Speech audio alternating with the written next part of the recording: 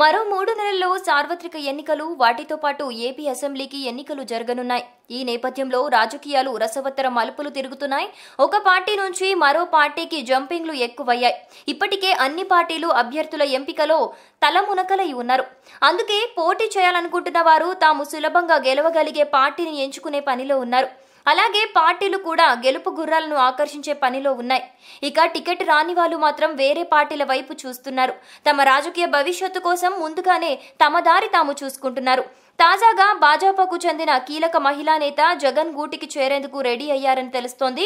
కాంగ్రెస్ పార్టీలో ఉన్నప్పుడు దేశ రాజకీయాల్లో తనదైన ముద్ర వేసిన కేంద్ర మాజీ మంత్రి పురంధేశ్వరి వైసీపీలో చేరేందుకు సిద్ధమయ్యారనే వార్తలు గత కొన్ని రోజులుగా వినిపిస్తున్నాయి. రాష్ట్రంలో బీజేపీ పరిస్థితి రోజురోజుకు దిగజారుతోంది. ప్రత్యేక హోదా, రైల్వే జోన్, కడప స్టీల్ పరిశ్రమతో పాటు విభజన సమయంలో ఇచ్చిన హామీలను నెరవేర్చడంలో పూర్తిగా విఫలమైందనే భావన ప్రజల్లో ఉంది. ఇలాంటి పరిస్థితుల్లో భాజపాలో ఉంటే రాజకీయంగా భవిష్యత్తు ఉండదనే పురంధేశ్వరి పార్టీ మారే నిర్ణయం తీసుకున్నట్లు సమాచారం. సంక్రాంతి తర్వాత వైసీపీ కండువ కప్పుకుంటారనే ప్రచారం జరుగుతోంది.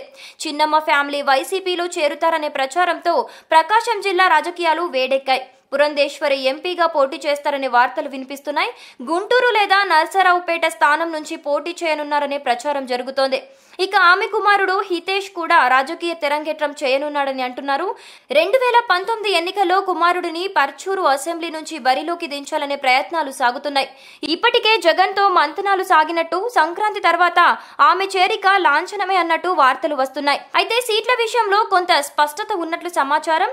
వీళ్ళు 2 సీట్లు కోరుతుండగా జగన్ మాత్రం ఒక్కటే ఇస్తాను అని అంటున్నారట. ఈ విషయంలో క్లారిటీ రాగానే పురంధేశ్వరి ఫ్యాన్ కిందకు వచ్చినట్టే అనే టాక్ బలంగా వినిపిస్తోంది.